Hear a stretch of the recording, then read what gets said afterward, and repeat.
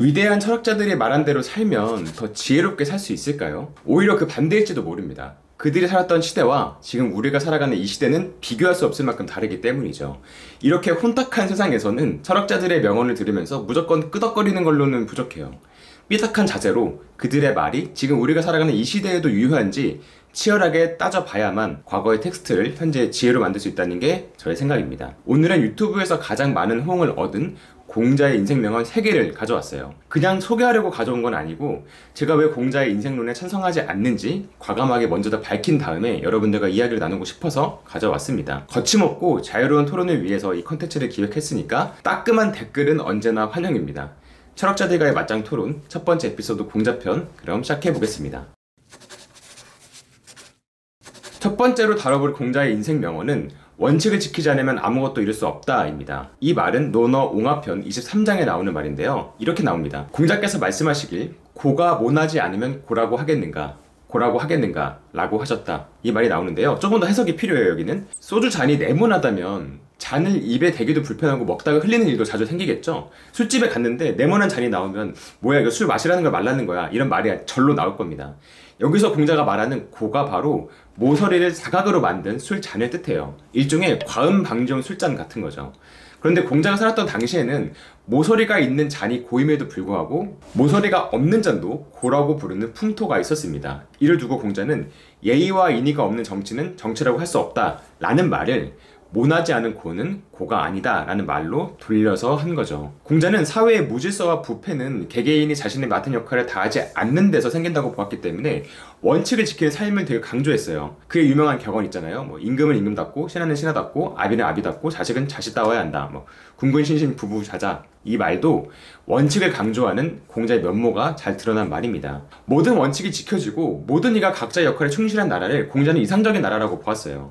그럼 이제 공자의 생각을 현대적으로 한번 해석해 볼까요? 만약 공자가 한 기업의 사장이라면 직급별 유기질서를 만들어서 직급마다 담당한 일을 엄격하게 나누는 수직적인 조직 문화를 만들었을 겁니다. 그 회사에서는 지금처럼 직급을 파괴하거나 서로를 무슨 님이라고 부르거나 프로젝트 단위로 일하는 건 상상도 못하겠죠. 만약 그가 직원이었다면 불만 없이 회사의 지시를 충실히 따르는 성실하고 우직한 직원이었을 겁니다. 공자의 이런 생각은 2500년이 지난 지금도 우리에게 꽤 영향을 주고 있는 것 같아요. 원칙주의자라는 말은 현재도 긍정적인 뉘앙스로 쓰이는 단어니까요. 그렇다면 원칙을 지키는 삶이 지금도 우리가 추구해야 할 바람직한 삶의 모습일까요? 그렇게 생각하시는 분들도 계실 것 같은데 저는 그렇지 않습니다. 지금처럼 세상이 빠르게 변한다면 원칙을 고수하면서 변화에 저항하는 건 생존에 유리하지 않기 때문이에요. 10년, 20년 걸려서 완성될 거란 기술이 어느새 우리 일상에 자리 잡고 있고 그에 따라서 삶의 양식도 변해가고 있습니다. 일하는 형태나 소비하는 방식이나 관계를 맺는 방법, 이 모든 것들이 시시각각 변하는 세상에서 우리가 살고 있어요. 이럴 때는 원칙을 지키는 사람이 아니라 원칙을 과감히 깨고 변화의 흐름에 뛰어 들어가는 사람이 생존에 유리하다고 생각합니다. 단적인 예를 들면 현재 노동시장에서는 한 조직에 충성하는 사람이 아니라 업무 효율을 높이는 여러 가지 툴을 이용해서 주도적으로 일하는 사람에게 더 많은 기회가 주어지고 있습니다. 심지어 AI와 협업해서 한 기업과 맞짱을 뜰 정도의 퍼포먼스를 내는 슈퍼 개인까지 등장하기 시작했죠. 이런 변화 속에서 조직에 충성하고 상급자의 지시에 따라서 일하는 과거의 회사 생활의 원칙에 아직도 충실한 사람은 자신도 모르게 뒤처질 수 있습니다. 지금은 원칙을 강조하는 공자에게서가 아니라 지구에서 벌어진 수많은 변화 속에서 어떤 동물이 살아남았는지 진화생물학 관점에서 힌트를 구해야 하는 시점이 아닐까 해요. 굳이 고전에서 답을 찾는다면 지구상에 살아남은 종은 가장 강하거나 지적인 종이 아니라 변화에 가장 잘 적응한 종이다 라는 다인의 말을 되새겨볼 필요가 있겠네요. 덧붙여서 원칙을 잘 지키는 사람을 긍정적으로 보는 이런 관점이 자리 잡은 맥락도 살펴볼 필요가 있습니다. 근대 산업혁명 이후에 공장에서 가장 중요한 이슈는 노동자들을 효율적으로 관리하는 시스템을 만드는 것이었는데요. 노동자들을 감시하는 가장 효율적인 방법이 무엇이었을까요?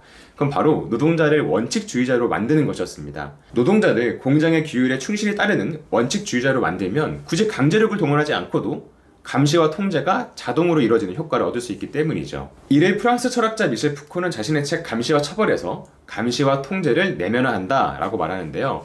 푸코의 설명을 간략하게 정리하면 노동자들에게 소속과 사번을 부여하고 촘촘한 업무 시간표를 만들어서 누가 열심히 일하는지 개별적으로 관리하는 공장의 시스템이 노동자들을 원칙주의자로 만들어서 스스로를 감시하게 만들었다는 것입니다. 규칙을 철저히 지키는 원칙주의자가 이상적인 인간으로 자리 잡은 역사는 그렇게 길지 않아요. 오랜 기간 인간은 농사를 지으면서 살아왔기 때문에 불규칙한 날씨에 따라 따뜻할 때 일하고 추울 때는 쉬면서 추위를 견디는 이런 탄력적인 노동을 해왔기 때문에 원칙주의자를 이상적인 인간으로 규정하는 기획은 개인을 위해서가 아니라 개인을 효율적으로 통제하기 위한 방법의 일환이었다는 점을 고려해볼 필요가 있습니다.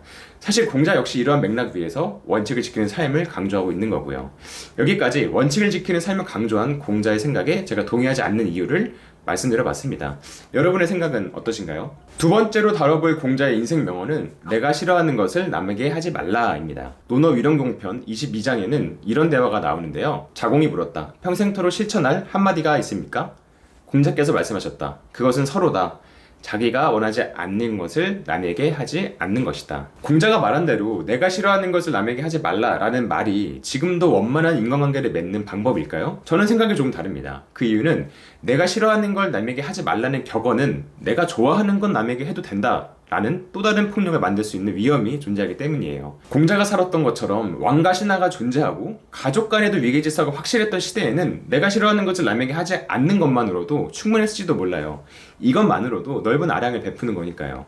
하지만 권리의 차원에서 모든 인간이 평등하고 위계질서가 점점 사라져가는 2023년의 지금의 한국 사회에서는 상황이 조금 다릅니다. 내가 싫어하는 것을 남에게 하지 않는 건 평등을 추구하는 사회에서는 미덕이 아니라 인간관계의 기본적인 룰이에요. 서슴없이 남에게 해를 끼치는 사람은 인간관계를 맺는 대상 자체가 안 되거나 회사에서 징계를 받든 법적인 처벌을 받든 어떤 형태로도 민주주의 사회에서는 제재를 받습니다.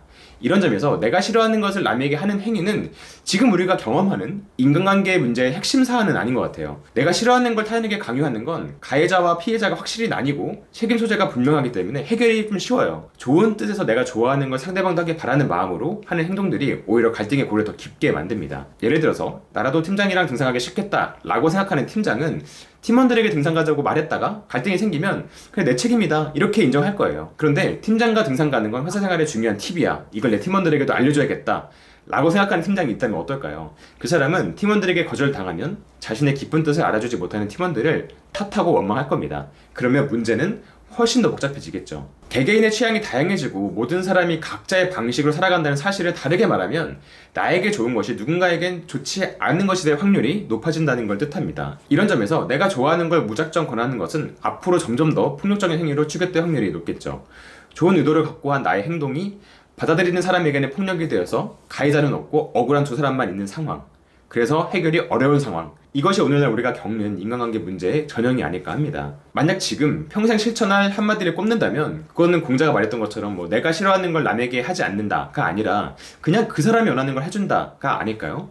여러분의 생각이 궁금합니다. 세 번째로 다뤄볼 공자의 인생 명언은 잘못을 하고도 고치지 않는다면 그것이 진짜 잘못이다 입니다. 논어공야장편 22장에서 공자는 이렇게 말했는데요. 끝났구나. 나는 아직도 자기의 잘못을 발견해서 안으로 자책하는 사람을 보지 못했다. 이렇게 말합니다. 공자는 사람은 누구나 잘못을 할 수 있지만 잘못을 하고 이를 고치지 않는 게 진짜 잘못이라고 말했습니다. 그는 자신이 옳다고 생각하고 하는 행동으로 잘못된 결과가 나와도 많은 사람들이 자신이 틀렸다는 생각 자체를 하지 않기 때문에 고치지 않는다고 보았죠. 오직 인을 가진 사람만이 자신이 틀렸다는 걸 인정하고 고칠 수 있기 때문에 공자는 항상 인을 강조했어요. 이번 주제에 대해서 저는 공자의 생각에 동의합니다. 동의하는 걸 넘어서서 공자의 말에는 지금 우리가 고민해야 할 중대한 문제가 담겨있다고 생각하는데요.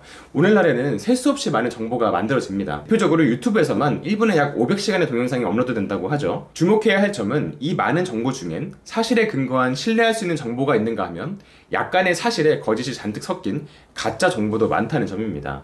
진짜를 가려내는 예민함을 발휘하지 않으면 내 생각을 뒷받침해주는 정보만 찾아다니면서 내가 원하고 선호하는 걸 사실이라고 믿는 착각에 빠지게 됩니다. 과학적 연구로 증명된 이론이 존재하고 통계로 입증된 사실이 존재하고 합의로 만들어진 규칙이 엄연히 있는데도 불구하고 말이죠. 수많은 증거들에도 아직도 지구가 평평하다고 믿고 인류는 달에 간 적이 없다라고 주장하는 사람들이 바로 자신이 원하는 대로 사실을 재조립하는 사람들의 전형적인 예일 겁니다. 정보와 사회의 어두운 면은 명백한 오류를 범하고도 정보의 홍수 속에서 취사 선택해서 건져 올린 몇 가지 정보만 가지고 틀린 건 내가 아니야 아니라 저들이야 라면서 정당화할 수 있는 기회를 열어주었다는 점입니다. 내가 원하고 선호하는 걸 정답이라고 여기는 사고방식은 자신의 잘못을 절대 발견하지 못하게 만들어요. 그리고 잘못이 잘못으로, 거짓이 거짓으로 받아들여지지 않는 사회에서는 과격한 주장을 스스럼 없이 펴는 극단주의자들이 등장하기 마련입니다.